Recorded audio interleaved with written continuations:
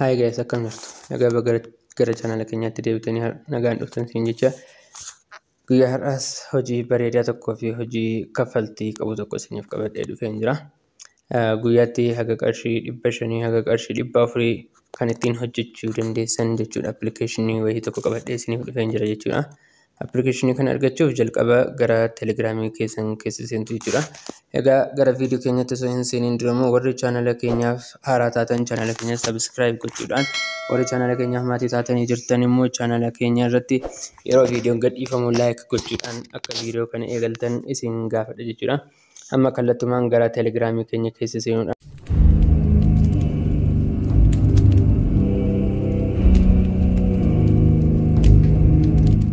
akkamittiin aappii sana akka argannu isinitti agarsiisa jechuudhaan pilaasiin fayyadama. Telegiraamii mataa keessanii keessan seentu jechuudha. Erga telegiraamii keessan keessa seentanii haala kanaatiin isiniif fida jechuudha. Bakka xiyyaan isinitti agarsiisaa jiru irraati bakka mallattoo sarchiitu jira jechuudha. Bakka sana tuquudhaan sarchii ni gootu jechuudha. Maal jettanii sarchii gootu? Kiyyaa tek jettanii sarchii gootu jechuudha.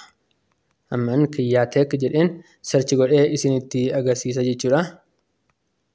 Haala kanaatiin kiyyaa tek jettanii erga sarchii gootanii booddee kan isiniif dhufutu jira jechuudha. Innis maali jennaani chaanala keenyatu isiniif dhufa jechuudha. Chaanala keenya chaanala isiniif dhufu irratti tuquudhaan join gootu jechuudha. Kanaaf chaanalli keenya kamidha? Kunooti jechuudha. Chaanalli keenyi kunoo isa gara gadii kanadha jechuudha. Namoota 1,179 jira. Isa irratti tuquudhaan join gootu jechuudha. Gara gadii kana dhufuudhaan yeroo tokko join bakka jedhu kana irratti ni tuqxu jechuudha. Viidiyoon kun haala kanaatiin isiniif dhufa. Aappiin sun kun aappii jalqaba irratti argamudha jechuudha. Aappii jalqaba irratti argamu kana liinkii kana bakka kana tuquudhaan ni buufattu jechuudha. Garuu erga viidiyoon kun gadhiifamee ture warri dhuftanii viidiyoo kana search gootanii argachuu barbaadde yookiin viidiyoon kun warri isin jalaa dhokatee jiru bakka mallattoo search kanarra dhuftanii viidiyoo kana yookiin immoo aappii kana buufachuu ni dandeessu jechuudha. Maal gootu bakka kanarratti tuquudhaan waan ani barreessu barreessitu jechuudha isinis. Ammaniif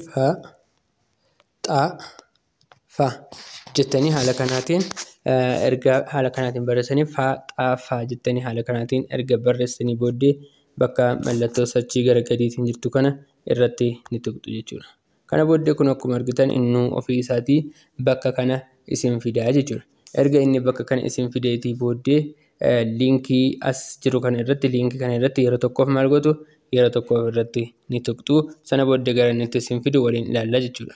Booddee appilikeeshinii kana Play Store keessa isin geessa jechuudha. Play Store irraatii liinkiin isiniif kaa'eetiin haxxanii appilikeeshinii kana buufachuu dandeessu jechuudha. Erga appilikeeshinii sana buufatanii booddee maal gootu jennaan gara gadii kanaatiin ni jira jechuudha. Play kan jedhuu fi Save Your Progress kan jedhutu jira. Isa gubbaa dhiisaniisin isa gara gadii irratti yeroo tokkoof irratti ni tuqxu jechuudha. Erga tuqxanii booddee haala kanaatiin isiniif fide jechuudha. Iimeeliitiin seenuu barbaadamoo Googiliitiin seenuu barbaadda isinidha.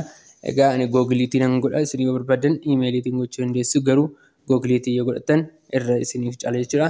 Bakka Googil jedhu kana irratti yeroo tokko ni tuqxu. Bilbila keessan irra iimeeliiwwan jiran hunda isiniif tarreessa jechuudha. Haala kanaatiin iimeelota isin bilbila irraa qabdan isiniif tarreessa. Isin iimeelota sana keessaati kan barbaadan irratti tokko isaarratti filachuudhaan keessa ni seentu jechuudha. Amman haala kanaatiin tokko filadheen keessa seenaa. Sana booddee haala kanaatiin xiqqoo ishee isin eegsisuu danda'a. Haala kanaatiin gara aappichaatti keessa isin dabarsaa jechuudha. Liinkii kiyyaatiin yookaan seentan ta'e liinkii ani isiniif kennuutiin yookaan seentan ta'e kun akkuma asirratti argitan $1 isiniif kenne jechuudha. $1 isiniif kenne ittiin isin eegalsiisa jechuudha. Kana booddee isinis gara jalqabaatti dhufuudhaan akkamittiin akka hojjettan tokko tokkoon kan isinitti agarsiisu ta'a. Kana booddee bakka mallattoo ispiinii ofirraa qabdu kanarratti yeroo tokkoof ni dhuftu. Kana booddee haala kanaatiin isiniif agarsiisa jechuudha. Guyyaa 7 yoo walitti aansan ispiin gootan haga $5 haga $10 isiniif kennuu danda'a jechuudha. Kanaaf Let's Spin kan jedhu kanarratti yeroo tokko irratti tuqxu jechuudha. Kana booddee gara gadii kanaan spin kan jedhutu jira. Spin gootu. Akkuma argitan doolaara 0.25 naaf kennee jira jechuudha. Kunoo haala kanaatiin haga doolaara 20 illee jechuudha. Kunoo asirra ni jira haga doolaara 20 haga doolaara 10 illee carraa keessan taanaan isiniif kennuu ni danda'a jechuudha. Kana booddee akkamittiin akka taphattan geemii fa'aa taphachuutiin akkamittiin kooyinii akka walitti qabattan isinittiin agarsiisaa jechuudha. Kana booddee gara itti aanuudhaan bakka mallattoo geemii kana qabdu irratti tuqxu jechuudha. Kana booda erga haala kanaatiin dhuftanii geemiiwwan isinitti tolu as keessaatii geemiiwwan isinitti tolan maraxuudhaan yookiin filachuudhaan tokko tokkoon kan dandeessan keessaa barbaaddanii taphattu jechuudha. Ammaan as keessaatii geemii tokko taphadheen isinitti agarsiisaa jechuudha.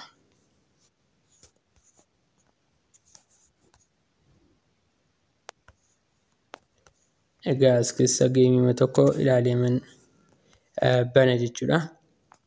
Mee amma fakkeenyaaf geemii kanuma geemii kana haa banu. Geemii kana irratti yeroo tokkoof pileey nan godha.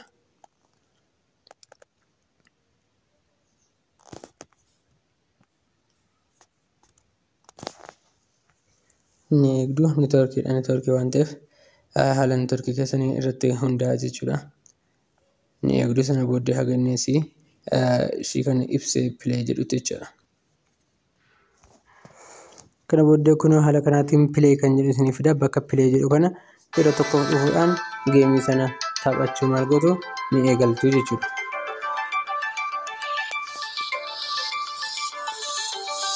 Amma taphadheen hin dabalatu jechuudha.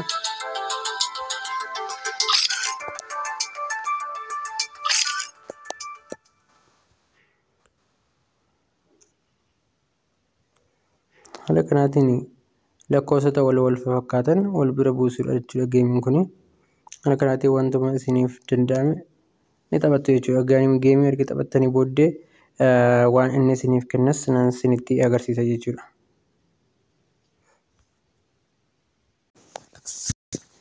Egaa erga taphattanii booddee kun haala kanaatiin tikkeettiiwwan isiniif kennaa jechuudha. Tikkeettiiwwan isiniif kennu kana kileem gootanii tikkeettii 20 naaf kennee jira. Kileem godheen fudhaa yoo barbaaddan viidiyoo ilaaluudhaan bakka kana tuqxanii viidiyoo ilaaluudhaan tikkeettii keessan 20 kana 40tti jijjiirrachuu dandeessu jechuudha. Amman 20 fudheen isinitti agarsiisa. Tikkeettiin kun maal akka nu fayyadaniif immoo tokko tokkoon kan isinitti agarsiisu ta'a jechuudha boodarra.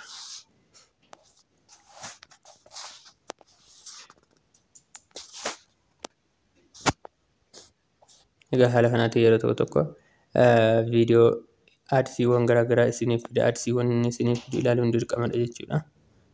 Maaliif jennaan isaan kan nuuf kaffalan aadsiiwwan kana irraa kan argatanidha jechuudha.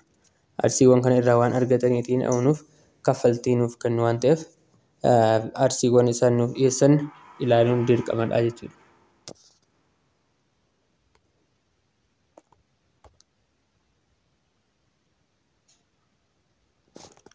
Kana booddee erga ilaaltanii booddee mallattoowwan X'n garaagaraa isiniif dhufa. Mallattoowwan X isiniif dhufan ni tuqxu jechuudha. Kun haala kanaatiin bakka kana tuqxanii bira of dabarsitu jechuudha. Ammas X bakka kanaa tuqxu.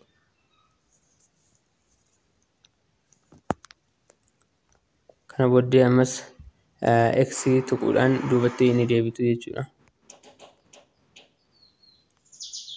Amman doolaara 1.5 fi tikkeettii 20 qaba. Tikkeettii kana maal akka godhus isinittiin agarsiisaa jechuudha. Amma gara mallattoo doolaaraa ofirraa qabu kana bakka kana dhufuudhaan isinitti agarsiisaa jechuudha.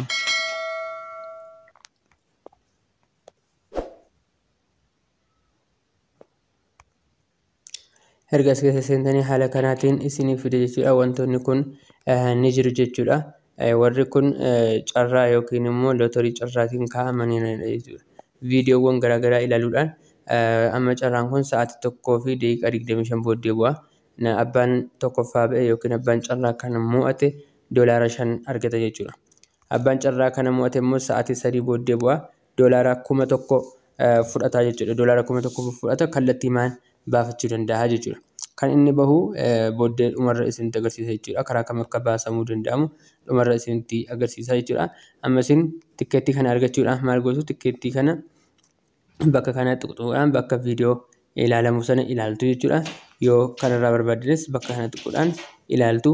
Carraa keessan guutaa muluu isaarratti tikkeettii keessan guuttachuudhaan carraa keessan yaalaa isiniin jedha. Amma viidiyoo tokko ilaaleen isinitti agarsiisaa jechuudha. Haala kanaatiin isiniif lakkaa'aa jechuudha. Erga gara gubbaa kanarratti inni lakkaa'u argannee dhumee booddee bakka X jedhu sana tuquudhaan haxanii carraa keessan ilaallattu yookiin immoo ixaa isiniif qabamee deemtanii ilaallattu. Amma X godheen duubatti deebi'aa jechuudha. Egaa kunuuti ammanaaf tikkeettii naaf kennee jira jechuudha. Tikkeettii kana naaf kennee jira. Tikkeettii haala kanaatiin viidiyoo ilaalaa geemii taphachaa tikkeettii hunduma isaatti guutuu carraa keessan taanaan haga qarshii haga doolaraa 1,000tti argachuu dandeessu jechuudha.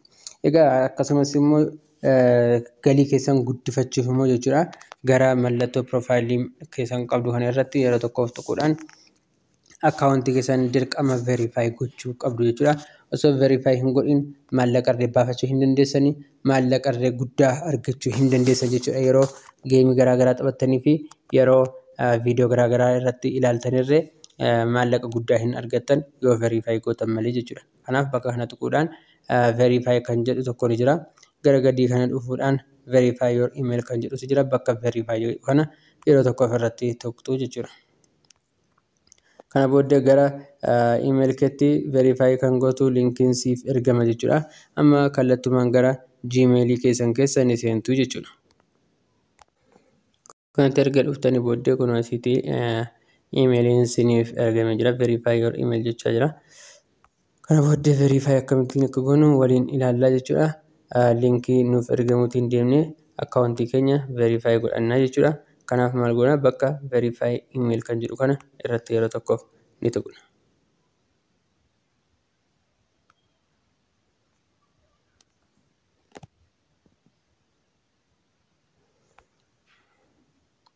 Haala kanaatiin nuuf fida. Processing jechaa jira. Haga nuti xumurrutti ni eegna jechuudha.